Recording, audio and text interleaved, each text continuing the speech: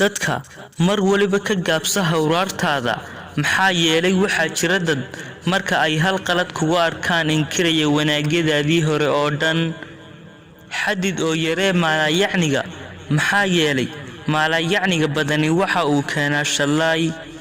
haddaad rabto inaad wanaagsanaato mar waliba dadka kula macaamil habdhaqan wanaagsan qofka doqonka ah kaliya waxa aad ka adkaan karta ayaa ah inaadan u jawaab celin marka uu ku dhaleecaynayo dadka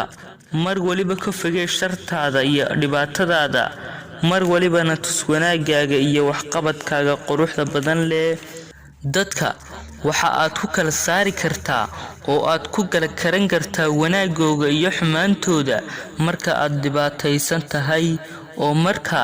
dadka qaar way kuu soo dhawaanayaan oo ay dhibaatada ayay kula qaybsanayaan dadka qaarna way kaa sii fogaanayaan marka lagu dhaleeceeyo adigu iska dhig mid moogana ah oo moogan dhibaatooyinkooda qabsana xadhigga alle waayo xadhigga alle waxa uu kuu sahlayaa inaad si dhib yar u marto buundada guushaada wassalaamu calaykum waraxmatullaahi wabarakaatuh